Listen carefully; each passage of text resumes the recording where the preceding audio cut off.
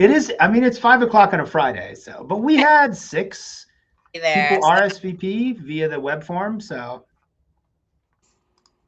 not bad for 5 o'clock on a Friday. There we go. That's much better. And do you know if Peter got the link or? I think so. I wish there was a better way to do this. Yeah, it doesn't generate a join link for this space for like hosts until, as far as I know, until you actually open the lot like this session. So I can't like generate. Oh, there's Peter. Hello, Peter. I feel like I should have put something more as my title. Yeah, put something. Yeah. Yeah. How do I leave? Come back more. All right. I'll leave and pop back in.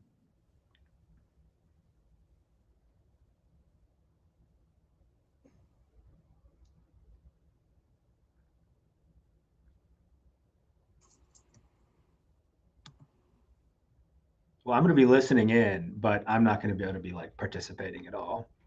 Okay, we're good. How's your Friday going? Great. Good. A lot going on. Yeah. As always. Oh, where'd I go? There I am. Let's see if Peter's going to show back up. Yeah, it is. Next week is our back to campus training and workshops and stuff. So I'm getting all ready for that.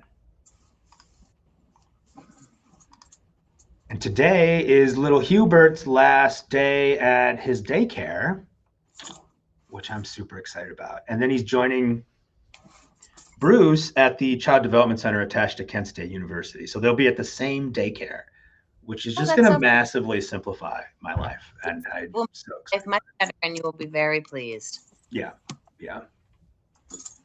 Welcome back. There we go. Hello. Well, we had 6 people RSVP for this afternoon, which isn't terrible for a 5 o'clock on a Friday. Peter, thanks so much for agreeing to do this. This is just fantastic. Yeah, thank you for being flexible. Fridays are just like literally back-to-back meetings that usually tend to go 30 minutes over. So thanks for being flexible. No, thank you. Thank you for being flexible. And, it's not just about the live show. For posterity, we record these things and chop them up and serve them 6 ways to Sunday. So it is all good. Yeah, it's weird being back on a podcast. It's been quite a while. I used to do podcasts like constantly. And now I just don't really have a reason to. Like it after like Twitter went to hell. Just kind of the scene changed, and I kind of lost a lot of the real pressure and need to do as much outreach because in a lot of ways, I've kind of made it. And the outreach I'm doing is just kind of its own thing anyways. So. Well, yeah. So I am at my parents' house, as you might see a different decor than usual, because right after this, Brennan is headed to his call for his performance. And so my mom is downstairs watching us. So I'm very excited for Mama Calliope to see what we're up to. Mama Calliope. I love that. That's the best. That's cool. She'll be horrified, but look, she's making beautiful squares. Oh, those are gorgeous. Look at that quilt square. So, I love that.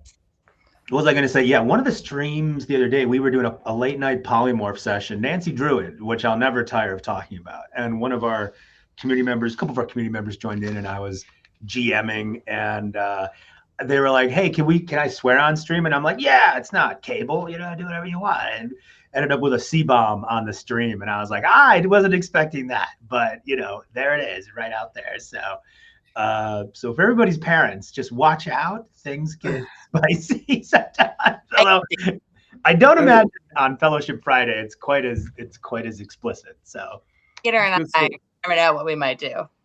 Yeah, that actually isn't the worst situation. So I have a lot of STEM toys, and one of my favorite ones is an airsoft pistol that looks very real. I got for cosplay and then realized I love just cocking this thing, taking the clip out. You know, it feels really good.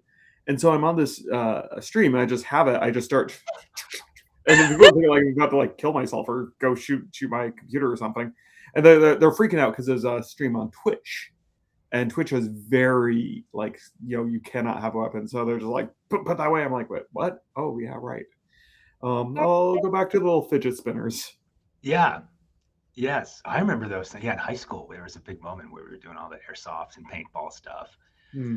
I had like a Walter PPK. It was like a Luger replica, which I loved. It was like James Bond's pistol. And I was like, this is the thing right here. Wouldn't shoot more than 20 feet, you know, a pellet, but it was fun to handle. I've never actually shot the thing. It's for a cosplay thing that I'll probably never get around to doing. Nice. Well, cool guys. Well, I need to jump on the road. So I'm gonna be kind of just hanging out, listening, but I'm gonna lurk back in the shadows.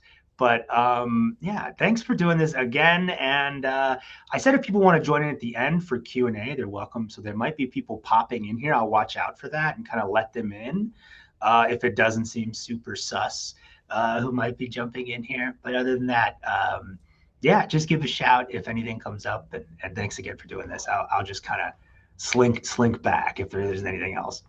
Sure. Okay. No worries.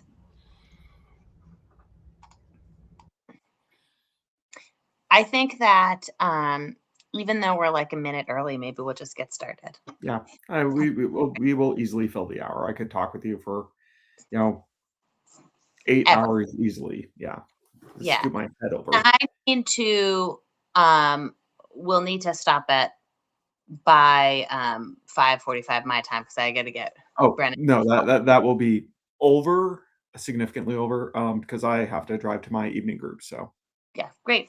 So hey everyone on the internet, my name is Maryanne Cullinan, and I'm one of the co-founders of TabletopEDU, and I'm so excited to have my friend Peter here today to talk. And Peter, do you want to introduce yourself, and then maybe we'll talk a little bit about how we know each other and all your good work? Yeah, so I'm Peter Jung. I am an autistic self-advocate who's been doing disability advocacy work for about 10 years. I've also been running the same D&D social skills group, same campaign for 12 years. I think out of the applied RPG world, I have the longest continuous game in that space. I'd be surprised if someone had, you know, something longer than 12 years. So very weird to have a campaign that is 12 years, but that is kind of the basis of a lot of my work, where I initially started running a very kind of stereotypical social skills group. And as I've kind of progressed through that career, I started thinking about how we can do different narratives to improve, you know, social skills education. And yet around the same time, I was also developing a lot of my own skills as a disability advocate. And so I took a lot of the principles of disability advocacy and started looking at what are the social skills needed to develop as a good self-advocate. And I developed this framework called the Autistic Social Advocacy Framework, which is a set of 6 skills that actually emerged from me looking at interactions within my group once it had kind of become more of a very neurodiverse-centric, neurodiverse affirming space, and figured out how are they forming friends? How are they forming positive identity? How are they kind of creating their own social norms around neurodiversity? So I created that framework, got it published, and at this point, I've done lots of talks. I'm publishing a book chapter. I've published in journals, just done a lot of stuff all over the place. And well, I still do a lot of D&D stuff. I don't really talk about that as much, largely because Twitter doesn't really exist anymore. And that was kind of where the community was really, really hopping. And I was doing a lot of that work, but also because even though I run D&D groups and do a lot of work in that space, kind of behind the scenes and more in like academic publication spaces, I've become much more involved with local advocacy, either county legislative stuff or citywide or some stuff at the state level. So weirdly enough, that has worked out really well because Washington's Secretary of State is a massive D&D nerd. So I'm actually doing a talk with him in a couple weeks on being neurodivergent and legislative advocacy, and kind of how to get that start. And I actually have one of my forward D&D kids coming in and talk about her advocacy work too. So it's going to be a really, really cool talk. But having that kind of grounding in the idea that, like, hey, D&D is a really great space, or RPGs in general are a really great space for kids to learn how to advocate, for the kids to kind of create their own culture, their own in-jokes, their own spaces where they can experiment with identities, mask in a way that's not like clinical and pathologized, and instead is just very goofy, and yet learn how to make lasting friendships by figuring out how to get along at the table. That has been just a really interesting kind of way to formalize a system that is not kind of coming from a more medicalized approach, which if you look at a lot of the other social skills implementations, like Yeah, I may like them, but they I are would coming from a medical want model. here. I'm sorry to interrupt you, but I think this is really important for the audience. When we think about social skills, part of why I wanted to have you on here is because I considered you a dear friend, and you were one of the people, probably the first person who welcomed me into the applied RPG space. Yeah. But I think that the way you think about social skills is really, really important. And I want to back up for people who haven't really thought about this before and just kind of like have this conversation. So when we talk about social skills groups, most of the time in the education setting where I'm from, it's because we have decided that a child is not good at social skills, Mhm. whatever that means, right? That from a neurotypical point of view, they do not engage in social skills the way that other neurotypical children engage in social skills. And so they are sent to do social skills work, whatever that means, right? And so one of the things that you've published about and I've published about and that we, there's research to back up and we know is true is that role playing games are really good for social skills development. But the direction you've taken it has been, I think, is really powerful and beautiful. And so because it's different than that idea that somehow we're going to play D&D and fix them and Mhm. make them more neurotypical, right? That's the medical model of disability. Like there's something wrong with a kid and they need to be fixed Mhm. by role playing games. But that's not your point of view at all. So I would love for you to talk about that. That this is really why I wanted to have you on the show because I think it's really important what you are bringing to the table. So kind of the way I see it, just within the context of this conversation, there's three sort of spaces. So you're an educator. You teach middle schoolers. I would assume one of your big priorities is classroom management and making sure that the kids are, able to come to the table and learn and get along with each other. And the ultimate goal there tends not to be as individualized as it could be, just because of the nature of the beast. You've got like 120, 150 kids that you've got to wrangle, and so there's not that real clinical approach. So you would be, and I'm not saying you in general, or just teachers in general, are looking to get kids so they are able to get along with their peers, not create disruption, be able to engage in group projects and participate in a way that is kind of appropriate, which again is fundamentally kind of, deficit based. I get it. I've taught. I know what it's like to have an incredibly disruptive neurodivergent kid, or two or three that are completely wreaking havoc on classroom management because they just cannot, keep their mouth shut, and they cannot just sit down. They're just constantly, interrupting every 2 seconds. And that can make classroom management incredibly difficult because I'm sorry, I have to teach all this stuff about mitochondria and I just can't. And that's going to be an issue. So that's just sort of the blunt reality, which interestingly enough, I think there is a place for that, but the way they teach it tends to be deficit focused.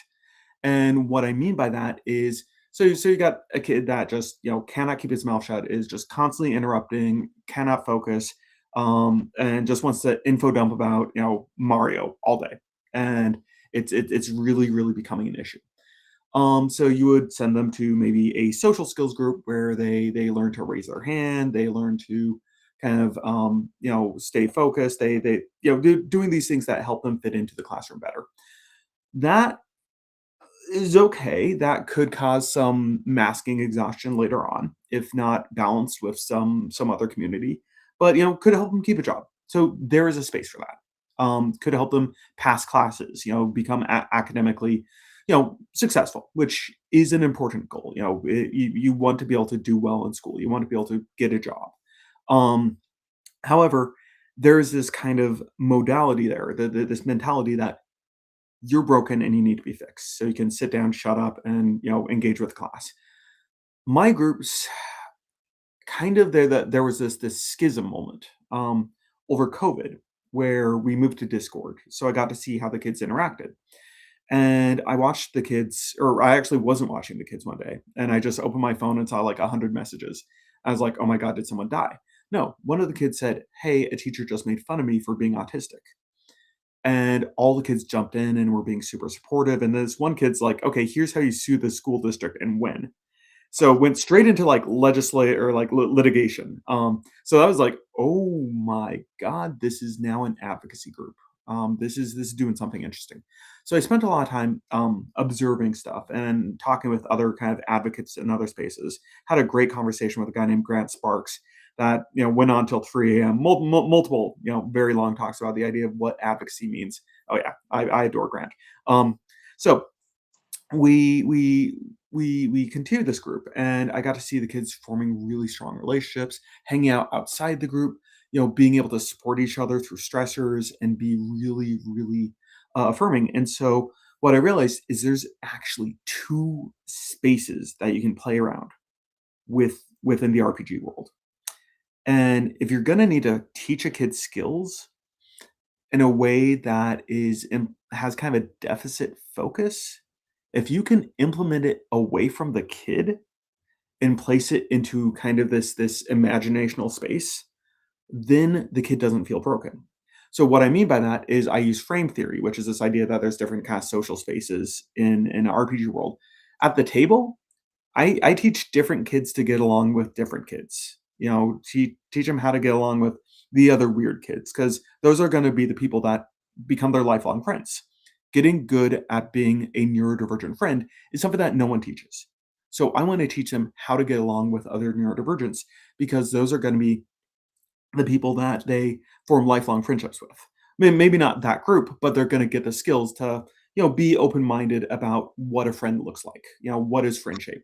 How to And get along with. Oh, sorry. I think that is really, really important, right? So it's not just about how do I get along with my class, like my teacher, and raise my hand. How do I be Mhm. compliant in this system? How do I use the system, like create a second language for myself where I can go along to get along. Mhm. But this piece right here that you're talking about how can people who are neurodivergent have friendships that may not look like typical because Yeah. they're not neurotypical. But if it Yeah. works for everybody, who cares? Yeah, Right? the thing I see is that, neurotypical friends, the moment you start being a bit too weird, they dump you. But if you get really good at forming neurodivergent communities, those are gonna last. Those are gonna survive the test of time. The other thing I do though, you kind of talked about, working on those kind of more behavioral skills. Well, that's where the role playing comes in. So say you got a kid who's, very like hyper, constantly interrupting, constantly doing talking, always really bubbly. Well, I might, kind of challenge this kid to play like this super taciturn paladin, or like a barbarian who's super quiet, or a ranger who's, kind of this Batman who just speaks in whispers. In that way, I'm not saying to the kid, I want you to work on volume control. I'm saying to the kid, I want you to play this character who has really good volume control because he speaks in this raspy whisper. He's like a Batman sort of Right. thing. And the kid's gonna be like, that's cool as hell. Of course I'm gonna do that. And next I know, this kid is always speaking in whisper because he's so in character. And this is an opportunity for this kid to practice this stuff in a way that doesn't make him feel broken. I think that is the beauty of role playing, because you can work on these skills without saying there's something wrong with you. There's something wrong with your character. Sure, they have a charisma of 6, and you chose that, and it's funny. So what I see a lot is kids will kind of add weird variations of their own challenges into their characters to work on them and you were talking practice. frame theory, and frame theory, right? This is oh my gosh. Gary Allen Fine is my homeboy. He just doesn't know it. And so for anyone who doesn't know what frame theory is, do you want to explain it? Do you want me to explain it? I would actually love to see your explanation of it, because I mean you're straight the one with a PhD, so please educate me with my lowly master's degree. Please. So frame theory is the idea.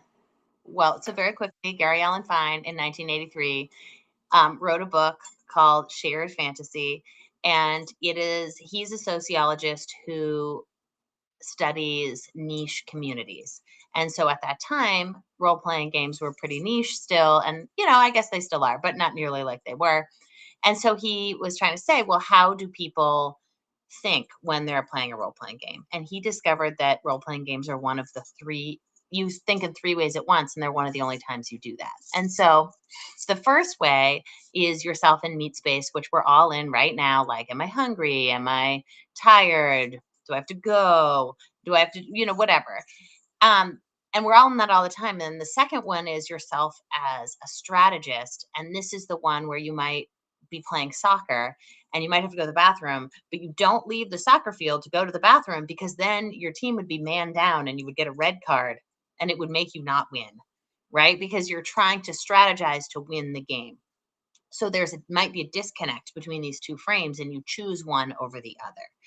And so the strategy, right? If I'm trying to win the game of chess, I might act in a certain way because I'm trying to win. But role-playing games have a third frame, which is the character frame, which is what you were just talking about, which is when you have a fictional character who might have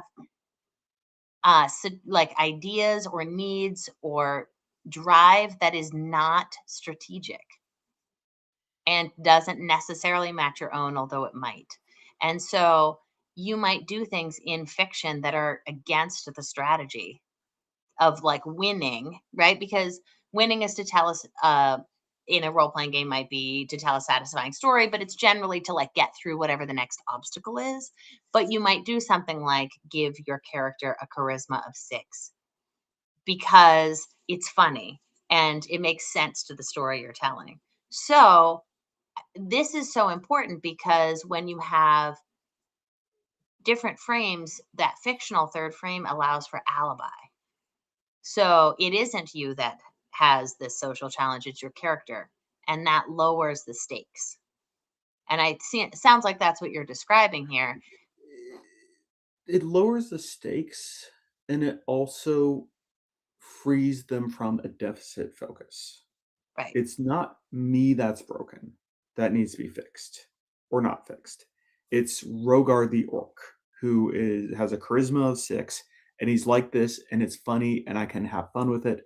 And it is a space where they can practice a bunch of different unique kind of social explorations. That might be finding their voice or learning to be quiet. And what's interesting is the motivational layer there can be profoundly powerful around affecting kind of behavioral like at the table management. I remember having this one kid. I was always in the spotlight, like had to have the spotlight all the time. Well, he got tied up and gagged by his party members because he was, and this was a very interesting in character moment, because they found out that he had been childhood friends with the big bad and tried to release the big bad because he remembered who he was. He used to babysit this guy. It was a thing where he wanted to release him. The bar's like, no, we cannot release this guy. He's a murderer. And so the party tied him up and gagged him. And so he's just and but was quiet and let other people kind of have the scene. And what was really interesting was he loved that. It was a very intense character moment where he was quiet the whole time, Right. just over there tied up, and they were trying to figure out what to do with it. And afterwards, what was really cool was one of the kids checked in with him, said like, "Hey, you doing okay? That was a pretty intense game." And then he just looked at him with this big old grin and said, "I'm doing great." And he loved that his character got this big dramatic scene, but for the scene to really work, he needed to shut up and And let other people figure out what to do with him. I think that is so important. If I've had something similar where one of my characters was a purple worm. He just wanted to be a purple worm. And so when the other character kept doing these things, he wasn't listening to the party. He would just eat him. He decided he had a second stomach that was just for storage. So he would put him like in his crop and be like, we have to be quiet now. So goodbye. And you can't say that to an actual student. That would be, in a true social situation, that would be very unkind, but everyone's like, oh yeah, eat him for sure, because you throw him up later, but you got to eat him. He doesn't listen. And that's a way for them to learn. It's Mhm, so preposterous that it's funny. mhm. And, but it's still teaching that lesson of, hey, if you don't want your character to be eaten, your character needs to listen to the rest of the group. We're trying to sneak. You can't be behind us banging pots and pans, literally, Mhm. right? Well, it's there is a of course, there are instances of bleed, but I think the release So of the what's ego. that? For those at home, what's bleed? So bleed is when something that happens in game impacts you personally. The emotional impact kind of bleeds out into real life and causes kind of a crash or an emotional reaction. Goes to frame one, but it's positive too. It doesn't have to be negative. Well, yeah, within like therapeutic uh, frameworks. Yeah, yeah. Bleed is a very good thing to play around with because you're having a reaction that could be very therapeutically interesting or useful. Generally, I kind of don't want bleed to happen at my table, which is why I keep my games kind of fun. But there have been cases where it has, just because I've been running groups for 12 years. I've kind of seen a lot. Um, but I think ultimately being able to differentiate, you know, is this deficit focus? Is this me? What are we work on? And being able to separate that out can be really, really empowering. Well, and I think that there's like that therapeutic bleed that you're talking about that really isn't appropriate for like a non-therapeutic setting, which Yeah, I try to like, avoid that. yeah, exactly. But I think even what you described about them checking in and saying, how are you doing? And he's like, I'm so great, right?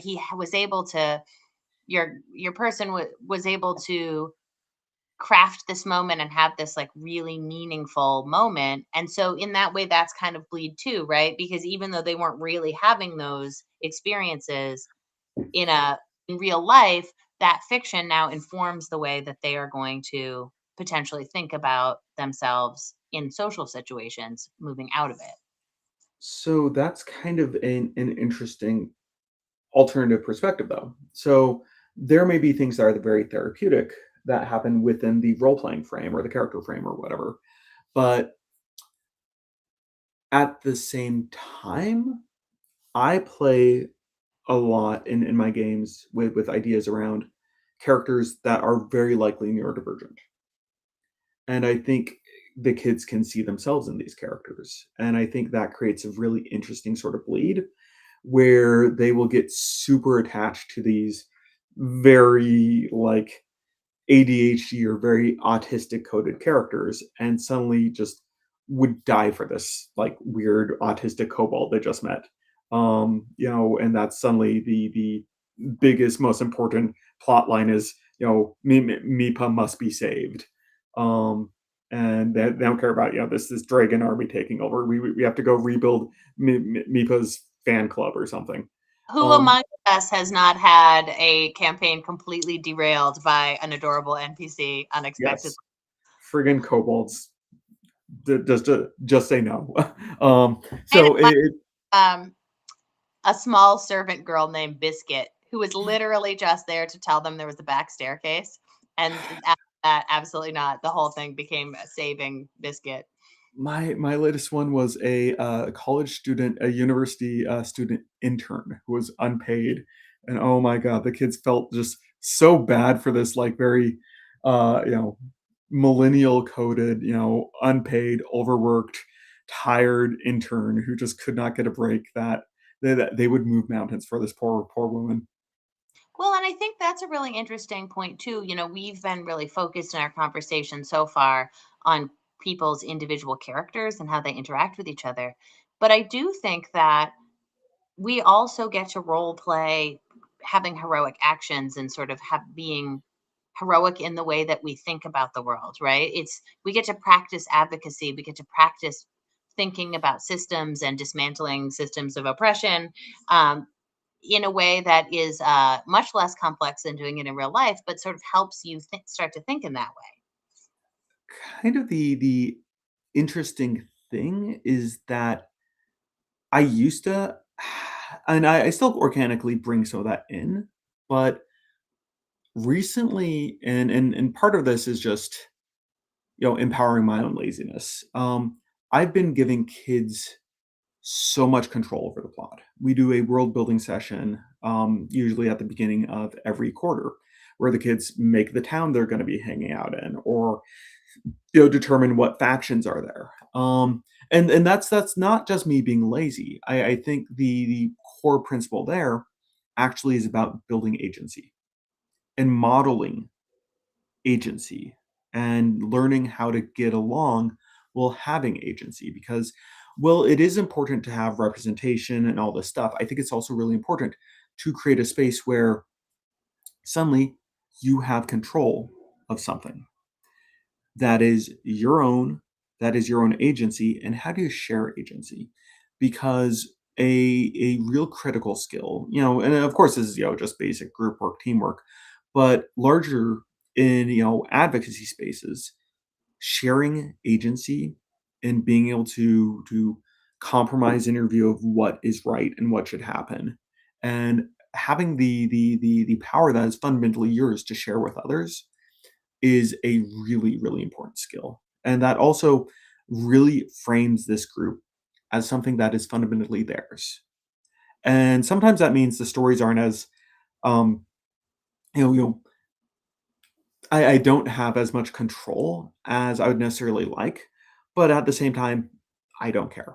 The kids think that they're running all the story stuff, and they are. Meanwhile, and so that means they trust me to do all the advocacy. There's a sense of, oh, I'm in control. Here is an adult giving me control and trusting me with control and saying, this is all your guys' stuff. You get to come up with this stuff, and really normalizing that and empowering that. Because something that I think happens a lot is very often they, when kids are in a group setting, usually the weird kids don't get a voice or Right. their voices gets ignored. This is a chance for them to practice having their voice be front and center, and find that space where what's important to them can matter and can have impact. And usually I manage to throw in some sort of advocacy stuff in there. So I've had situations where the kids have started a union, or killed goblin equivalent of Elon Musk, and done very like things that are very empowering in their um, existing world. I think that creates a space where they can have that sense of my choices matter, and I'm used to being able to make choices and have these choices be something that is my own. Because um, something I think a lot about is the high levels of compliance-based education Yes. and what that does to a kid. And And I the think especially a neurodiverse child, right? Yeah, Because they aren't someone who necessarily picks up the like implicit social norms that are like the bread and butter of a neurotypical relationship, right? They are being asked to do things that aren't necessarily, or like forced to do things that aren't necessarily comfortable all of the time. And they need to be able to speak, code switch or whatever into being in those spaces so that they can be successful sometimes. But because of that, so often they're really just doing what they're told to do without even necessarily understanding why they're being asked to do it. Mm-hmm. And now we're sending them out into the world, and we want children, right? I mean, ultimately, we want children who are going to go out and raise hell, but in the best way possible. Well, what concerns me is the neurodivergent kid who has never really had the ability to say, "This is what I want, and here's how I'm going to advocate for it, and here's how I'm going to set boundaries and say, no, Right. we're not doing this." And the world building stuff, I think, is a really, really strong way to practice that in a way that no one else is giving them real neurodivergent centered ways of doing, while also making it a game. But something I think a lot about is, I had a client who was autistic. He was 18, and his mother had turned physically abusive, so he was in a youth shelter. Within 2 weeks, he had a paid apartment. That's unheard of. Like, normally, the wait list for a paid apartment is years, and this kid was so good at just being the squeaky wheel and knowing how to run systems that he was able to get, like, this paid apartment. That's amazing. Well, he lost it within a month because he didn't know how to say no.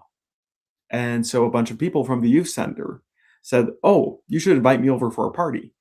And Right. within a few weeks, it was a drug house. And, people were stealing his Xbox and beating him up and mugging him and taking his SSI money to buy drugs.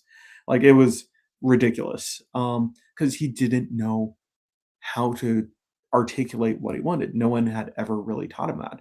And, people don't necessarily teach kids that very well anyways, but I think there's enough sort of social chaotic spaces where kids can learn that are accessible to neurotypical kids, but not to neurodivergent kids. Which is why I really try to look at where the community exists for neurodivergent kids. And so, well, like, I love going to, like, Friday Night Magic because you can see, or Friday Night Pokemon, because you can see all the neurodivergents learning how to socialize there, or anime conventions. You see neurodivergent teen girls being happy, which is, something that isn't always a thing. Right. And seeing them building their own community and making their costumes and just getting into character, and they're all dressed up as has-been hotel characters or whatever, and just having the time of their lives, and really, really learning how to deal with messy social situations and setting boundaries around them and having it be a weird cluster F, because that's what these social situations genuinely are. And you need to have a lot of messy cluster Fs to learn how to, be a functional person. So Right. figuring out And those spaces and replicating those spaces. what being successful looks like in a space where everyone is neurodivergent might look messy and unsuccessful to someone who's not part of the community. Yeah. And And that, well, take, taking yourself out of that if you are not part of the community and not saying, well, it doesn't look like the way that I would run it.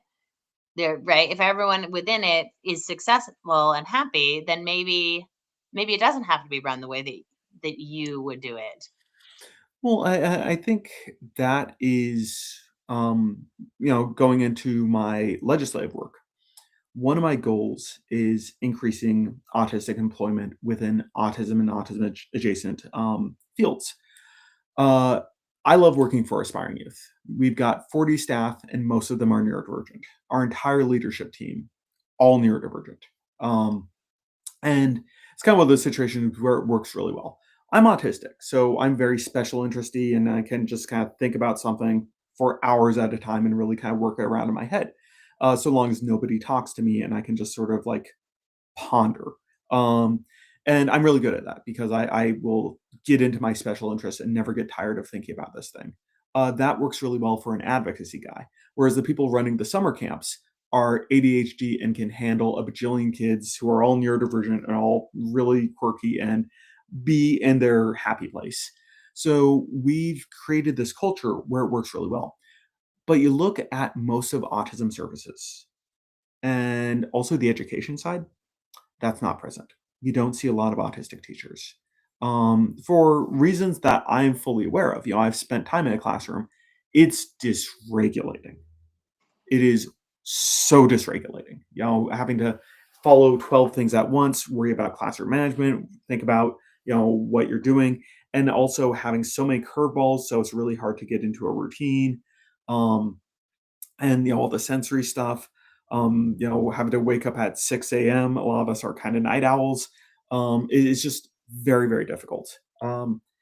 But for neurodivergent or for autistic kids in particular, I think it's really important to have those role models. And also in therapeutic spaces, you don't see a lot of openly autistic people in the autism therapy world. There are some, but if you look at a lot of the SLP and obviously not that many in ABA for pretty significant reasons, I would like to see this change. And I think the pathways for it changing are along peer counseling modalities, where lived experience and lived expertise can be seen as valid assets that can genuinely help someone get life skills that are going to really help them. Now, the way that translates into our aspiring youth D&D groups is, most of our facilitators or most of our DMs are super autistic. And it's awesome because the kids come out of our groups and they say, this is the first time I've ever felt normal in my life. Right. And by having a space where they can feel normal, they can feel like it's okay to make mistakes. It's okay to unmask and figure out who they really are. Outside of the mask, outside of the pressures of having to pretend you're someone else. So it's really, really cool to see.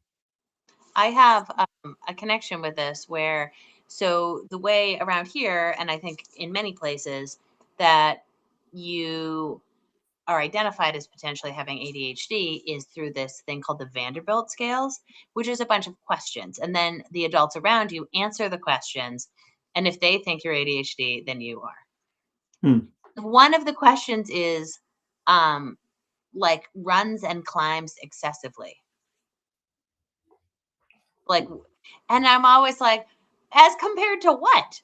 Right? That's so subjective, but the internal bias of that right there is that everyone agrees on what running and climbing excessively looks like, and B, there's like a threshold where it's inappropriate, and C, that it's like a neurotypical threshold. Right? I mean, I think everyone should be running and climbing more in school because it's good strength development. Right? It's good for you. But that is, I always think about that when I think about the sort of inherent bias in the sort of inherent neurotypicality that is in a lot of educational spaces, right? That there's lots that can be done if you look at different lenses to make small adjustments or large adjustments that can make all sorts of kids feel more comfortable. But without people with a diverse perspective, you're not going to get that. Yeah. Well, I think there's also kind of an interesting idea that, at least it's something I've observed. So you don't see a lot of autistic teachers. I know a lot of ADHD teachers. Right. And so I think there is a very weird path to walk where you have to be able to say, hey, if you have ADHD, there's a decent chance that you'll have a sort of brain that could be really happy teaching middle schoolers. Your brain just loves that chaos, responds really well, and is just able to handle all that without getting overstimulated because your brain's already that busy all the time. So you can just dive in and feel like I think it's you that said like you love the Slay Queens, your D&D group with like 80 girls or whatever, because you said something like the outside of my brain feels like the inside of my brain. There's just all this chaos at once, and that was beautiful to me because like when I taught middle school, I was not a great middle school teacher because I am very hyper focused on whatever I'm doing, which with middle schoolers, no, you got to have really good situational awareness, and I do not have that. And if something pulls me out of what I'm doing, I have to really struggle to regain it. So it's very difficult for me. I don't have a good brain for that. I have a good brain for other things. So it's this very weird space where you have to be cogent of where are the niche areas that you're really good at and can inhabit and be a neurodivergent role model, while also being cogent that it is a disability. And because I always, I just read this book and it made me furious, honestly, because it had some really cool parts in the beginning, and then it turned into this whole idea of like, yeah, really, autism's not a disability. It's all just societally described and blah blah. And while I agree, changing society to make it more neurodiversity inclusive, that would be great. I do believe it is a disability because I've worked in services for 8 years and I've seen autistics with very high support needs who have really significant disabilities that could never be resolved through changing societal norms. There's serious like self-harm, stimming that's aggressive, or various like significant meltdown behaviors that just occur all over the place. You have, all kinds of stuff. So I think one of the real beauties of it is when you are someone without lived experience and you've found your niche, you can say, yeah, sometimes my ADHD sucks. And it means I can't find my keys and I'm always running late and this and this and this. It's not great. But I found this niche where it works really well. And what that you're able to model to kids. I think this is why it's so important to get neurodivergent facilitators. You're able to model that there are spaces where there is hope, but you have to be really intentional in finding it. When I was a kid, my dad said, he has ADHD. He said, when I was in 7th grade, I failed at math and I got the belt. Now I run my own small business and my ADHD brain is happy.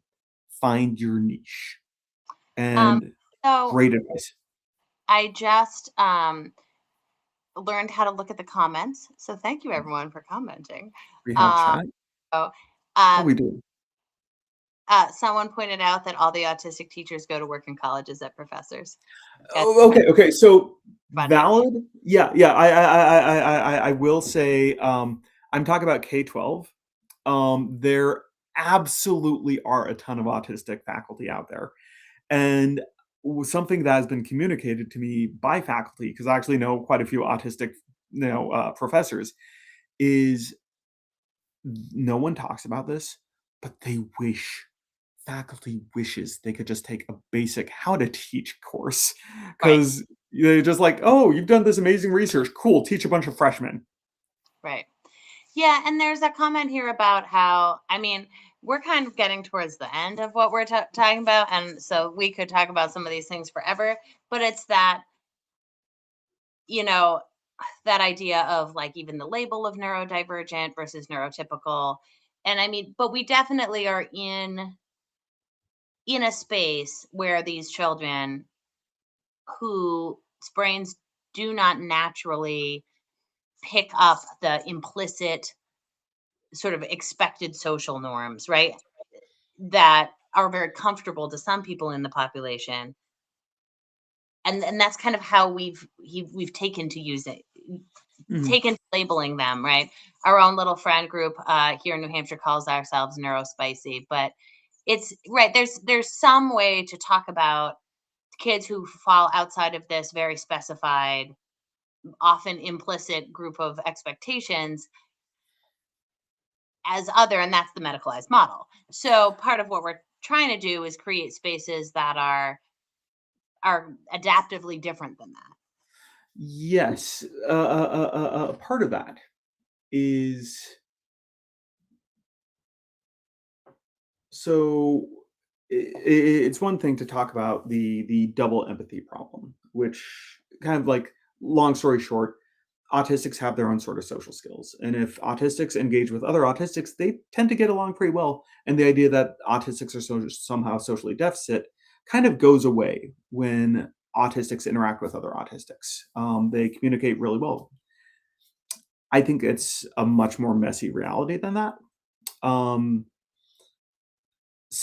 good example of that is the idea, the term, the phrase ethical info dumping. So autistic kid info dumping to neurotypical kid. Neurotypical kid just says, "Dude, just shut up. You're annoying. No one cares. You're friggin' annoying. Stop talking to me." A autistic kid info dumping has been talking about Mario for like 15 minutes straight. Kid that needs some social boundaries might say, "Dude, I'm getting so overstimulated by this. Can you please stop talking? Can you please give me some space?" Or something I will tell kids. I got this one kid that I work with will info dump for hours if you let him. And I'll just say, land the plane. Tell me what the point you want to make is, because I'm done listening. It doesn't mean that I don't care. I just can't take much more of this. I'm on now. Yeah. I have limited social batteries, and you're burning through it like crazy. So land the plane, make your point in 5 sentences, and then let's move to whatever our next task is. And I really try to highlight that this isn't to make you feel bad. This is just because I have limited social batteries, and I need to preserve them because I have a group after this that I need to be on for. And coming from a place of shared neurodivergence is really important, because that ultimately means you're having a conversation around how you're making space so everyone can have a spot at the table, which is, if you go back to the history of the disability rights movement, Judy Heumann was one of the protesters who really was a central figure in the 504 sit-ins, where a bunch of people with disabilities occupied federal buildings. Well, they would have these meetings when they were organizing these protests, and they would go on till like 2 or 3 a.m. because there were people with severe motor disabilities that would have, no, in this day and age, they'd have like one of those little computer interfaces where they can kind of use their hand to auto select words, and they can speak. I actually had a supervisor that used one of them, and she could get like a sentence or two in a minute, so she could communicate very quickly. Back then, they had a really large piece of paper with letters on it, and the person had a stick, and they'd have an essential tremor, and it would take a very long time to just say a single sentence. And so they would stay as long as they needed to make sure everyone could communicate. And that fundamental idea, where we need to be inclusive of everyone, I think is real essential to the work, and figuring out how we can all get along and bring everyone to the table and make space for everyone at the table, while also giving people agency to say, this isn't the right table for me. Right. Because there's the flip side of parents shoving kids into a thing and saying, go make friends. And the kid doesn't like it. They hate it. This is not for them. So, having the space, and one of the reasons I really like working for Aspiring Youth is we got 40 groups. So a kid doesn't work out in one group, is like, cool, find another one. We got plenty. I've had a number of kids that just were not good fits for my group because they had really high energy ADHD and just couldn't stay seated. And with middle schoolers, I usually have a couple orbiters all the time, and that's fine. They're engaged when they need to be, but they're literally orbiting the table. This is kind of like little electrons. But times when that just was not working, and they weren't engaging and weren't having fun, and I was able to say like, "Hey, is this the right place for you? And can we find a better place?" I think that is really empowering, because on one side, you want to make a table big enough for everyone. On the other side, you want to say, you have agency in where you are allowed to belong, or where you want to belong.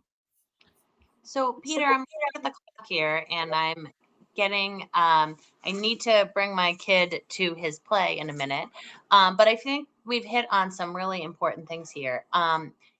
So first of all, really quick, 3 sentences. What is a RPG that you really love that you think people should play?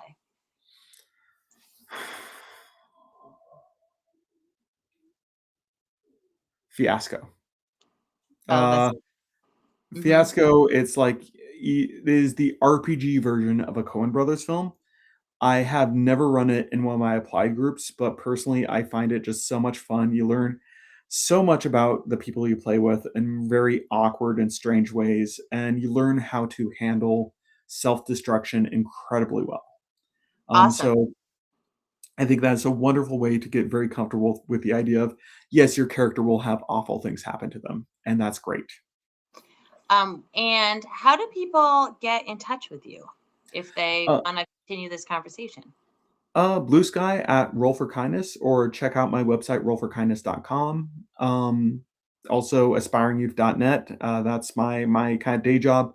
And that's really been awesome because I've been able to kind of use this super neurodivergent centric agency in the Seattle area to have find a platform and a podium to kind of shout about disability advocacy stuff and get invited to talks and stuff.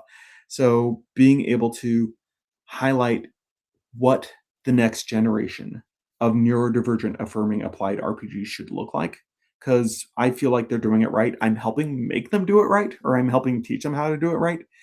And I think really the future of autism services, hopefully, but at least the social skills world is going to be nothing about us without us. It's going to be rooted in disability advocacy. And I think having that focus is going to be really critical in the coming years. Like right now, the autistic community is absolutely under attack from the current administration and their nonsense. So having the ability to empower advocacy and help get kids into a space where they are no longer thinking, I'm this fundamentally broken, awful, messy thing that deserves to be put in a camp, to no, these people are wrong, and I'm going to find my advocacy community and fight against it. Well, and that's it, right? Mic drop.